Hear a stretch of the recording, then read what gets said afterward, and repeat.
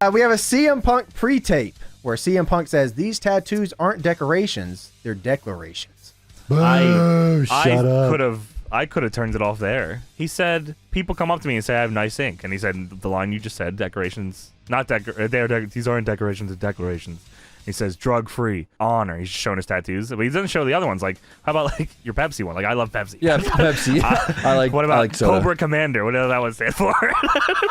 Dude, so, I mean, to be fair, the gimmick idea actually here is pretty good if it stayed original ECW. Because everyone there is doing drugs and drinking, and this guy's not. He should have been a heel off the rip. There's no reason why he wasn't a heel off the rip. Yeah. Well, the show changed. Yes. The show changed, so he had to change. So yes. That's kind of I remember he got another promo like a couple weeks before, maybe it was a week before or something. He said, "My addiction is competition." Yes, that was his whole thing. He does like 6 weeks of, like, I swear it was a long time. Dude, they do. They have him do like 6 weeks of these promos. I'm skipping ahead just a little bit because they're also at the same time running Shannon Moore promos where he's not saying anything. Yeah. And then eventually they show a Shannon Moore promo, like this is weeks later, and Punk just walks up and smacks him. Shannon Moore starts his promo. So these tattoos aren't decorations, they're declarations. It's the Punk says, what the fuck? He says, I love Pepsi and the Cobra Commander. Look at this one here. This was just disappointing, honestly. I just thought, like, knowing Punk, like, this is like someone, not that, it just fucking was weird, man. I love Muay Thai. Yeah. Also, just before that, they showed a tail of tape of Flair and Big Show, and like all the text is shaking, and it's like Tony Hawk font, like special font. That's a good way to put it. Yeah, it's like Tony Hawk special font. It popped up and it surprised like Taz and Joey. I was like, oh, whoa, cool. Whoa, look at this. I was gonna kill you. Whoa, look at this. 500 pounds. I didn't even realize Big Show's is Big Show actually the first guy to ever hold the WWE, WCW, and ECW titles? Is that for true? I'm trying to think of who else it could have been. Like, Austin didn't have WCW title. Maybe it is true, actually. We had Sabu versus Just Incredible. Sabu against local wrestler. We talked about this a little before. So, like, Just Incredible and ECW, and I don't know, maybe Paul Lee just, like, he just really, really liked Just Incredible. Or Just Incredible had a lot of blackmail on Paul Lee or something. But maybe. in WWE, that was not the fucking case. I don't feel like if you only ever saw Just Incredible in WWE, you would never imagine that he was ECW champion, like taking the title straight off a Dreamer type shit. Like, he was the third in X-Pac's stable. Like that's crazy. Like if you watch just WWE, fuck it, man. Like, dude, in ECW, Just Incredible, like near the end, like the top 4 guys were probably him, Sandman, Carino, and like probably Dreamer, Rhino. right? I mean, Rhino, Rhino wins the belt like around then, but yeah, like. Just Incredible had multiple title reigns. He's got like a posse with him. He's main eventing fucking pay-per-views. Like, Just Incredible. Like, listen, you say what you want like about, you know, his work or whatever, but like in ECW, he was a big deal. So dude, wasn't he on the last ECW pay-per-view, Guilty as Charged? He was like on there. Yeah, I'm pretty sure it's him and Sandman in that main, and then Rhino comes out. It was like the 3-way match or whatever, right? Yeah, Sandman wins the title from him, and then Rhino comes out and says, "Hey, I'm gonna fucking fight you," and Sandman says, "Okay," and then they beat him out. That was like dude. He was a big fucking deal. Yeah, but yeah, so like definitely not Sabu here. They're making Sabu a big deal, but Just Incredible is like this could have been anybody here. They could have put Stevie in the spot. He just comes out to nothing. He just comes out. No one really knows what's going on. They never tried to build him up or anything. Did you like his shirt? It says, I'm not crazy. I just do bad things when I don't got my meds. Yeah, he got that from Walmart like 15 minutes ago. That's what I said. That or Hot Topic. Said exactly the same thing. Yeah. So Just Incredible, I love that name. It's so fucking silly. Insane. So Just Incredible goes to grab a table, and this is where Joey Styles says, "Wait a minute, this is not an Extreme Rules match."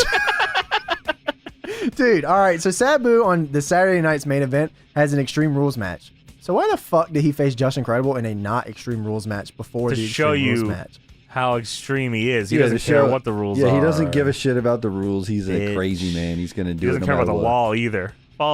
Stop breaking the law, asshole! The Sabu hits tope on Just Incredible, comes back in, it's a flipping leg drop, gets a 2. Sabu does a leg drop to Just Incredible through the table on the outside, and guess what? This is not an Extreme Rules match, so when he sends Just Incredible through the table, he gets DQ'd. Now listen to this. Sabu gets DQ'd. Just Incredible wins the match. Sabu's music plays. What is going on? The crowd shits on it right away, too. Yeah. Sabu, yeah, fucking dude. The table was already broken as well. Like, It was real fucked before they brought it out. Like the bottom part that wraps around it was like The all frame. falling off. There's like duct tape on it before Yeah, they the even frame got it. I was don't all even know where this fucked. table came from. Yeah, Yeah. Sabu, when he set him up on the table, was like, he was setting him up so he wouldn't go on the table, but Justin like climbed on it. I was like, oh my God, this is going to break. Sabu got DQ'd for that and won or something. His music hit. Yo, like, Maybe it what was a the fuck? reverse. Maybe it was reverse Extreme Rules matches. The first person to do something extreme wins. They really just hated Justin Credible. No, Yeah, they don't give a fuck they don't give a fuck shit that about guy. him. They don't care. That's Fuck crazy. you, PJ Polanco, you bitch. Mantar, Who you you bitch. Aldo videos. Montoya. Not Mantar. He's wants a Mantar. Fuck you, Mantar. Anyway, you bitch. Fuck Yeah, you, fuck hardcore hack. Mantar. You can go to hell. We have a Fucking Balls Felicity. Mahoney pre-tape. This might be worse than the fucking CM Punk one.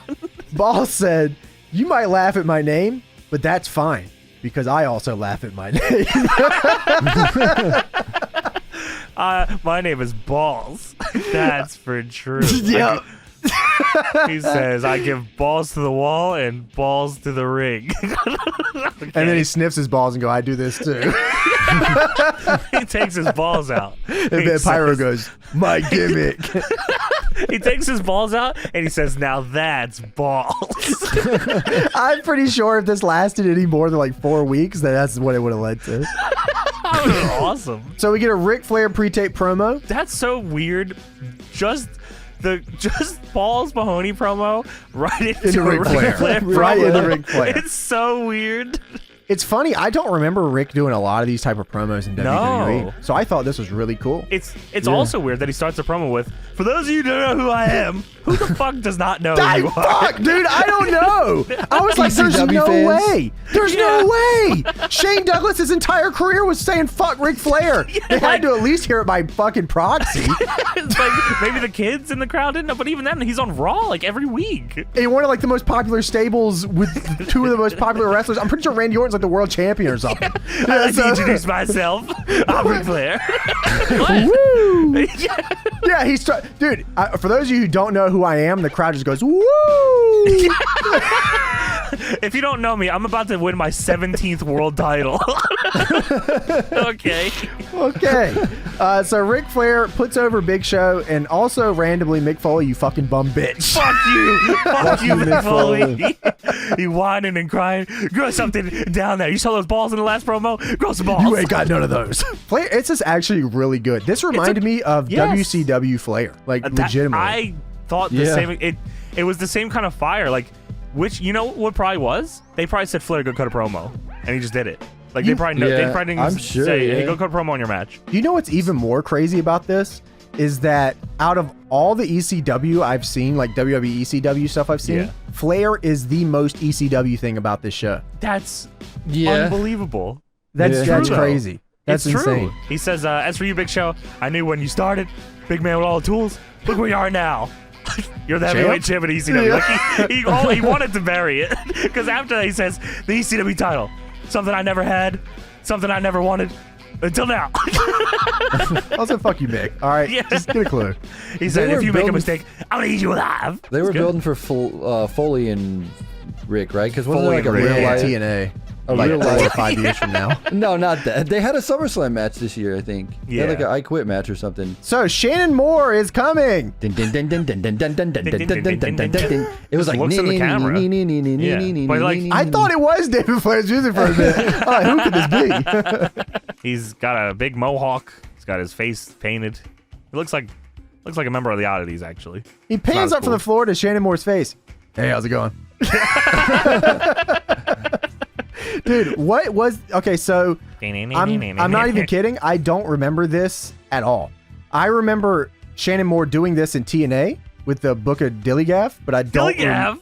But I don't remember...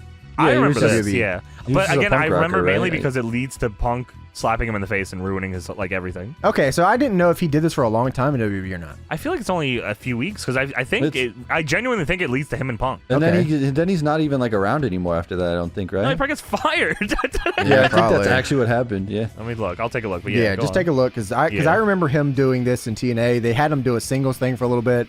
Then they did Ink Ink, and of course that led to Anarchia. Hey, where's the tequila? So July 2006, Moore began appearing on ECW, making appearances with vignettes, calling himself the Reject. His in-ring debut was a loss to CM Punk.